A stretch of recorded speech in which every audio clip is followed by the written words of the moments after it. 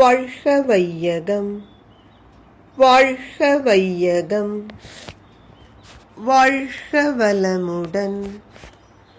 குருவே துணை. அனைவருக்கும் அன்பு வணக்கம். ஆசான் அருட்தந்தை வேதாத்ரி மகரிஷி அவர்களது ஞான களஞ்சிய கவிதைகள் படித்துக் கொண்டிருக்கிறோம்.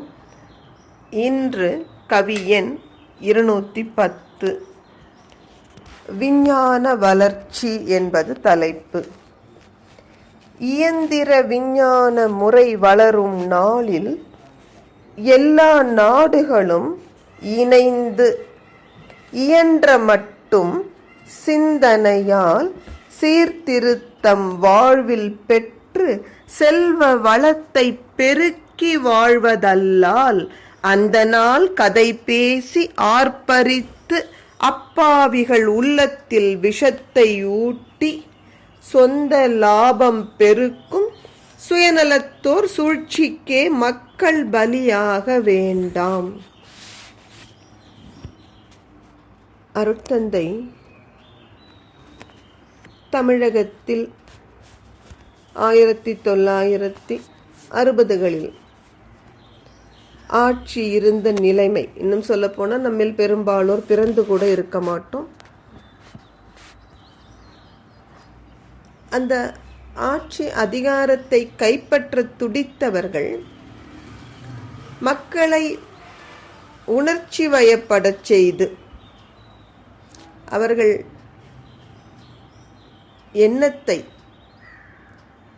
பழங்கதைகள் சொல்லி ஆர்ப்பரிக்க செய்து ஆட்சி அதிகாரத்தை கைப்பற்றுவதற்கு முயற்சி செய்தார்கள். அது எப்படி பொருந்தாது என்பதை அருட்தந்தை எவ்வளவு அழகா நிதானமா ஆராய்ச்சியோடு விளக்குகிறார் பாருங்க. இப்போ விஞ்ஞானம் உயர்ந்து கொண்டே வருகிற காலம். எப்போ சொல்றாருங்க? 1958 சொல்றாரு. இயந்திரங்கள் மூலமாக பொருட்கள் உற்பத்தியை நாம தொடங்கிவிட்டோம். விஞ்ஞானம் நாளுக்கு நாள் இனி உயர்ந்து கொண்டுதான் வரும். அவருடைய அந்த ஒரு தொலைநோக்கு பார்வை. இப்படிப்பட்ட விஞ்ஞான வளர்ச்சி பெற்றிருக்கும் இந்த காலத்தில் நாம செய்ய வேண்டியது என்ன? நம்ம சிந்தனையை உயர்த்தி நம்முடைய வாழ்க்கையில் சீர்திருத்தத்தை கொண்டு வந்து செல்வ வளத்தை பெருக்கணும். மக்கள் அனைவருக்கும் செல்வ செழிப்பு வேண்டுமல்லவா?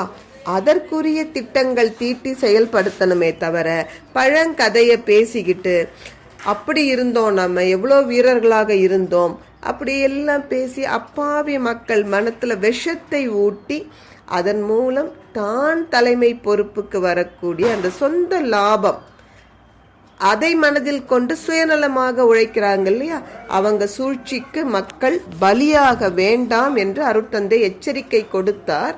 எத்தனை பேர் அதை படிச்சாங்க? இதனால் தான் நம்முடைய வாழ்க்கை வீணாகிறது. தொடர்ந்து சிந்திப்போம். நன்றி.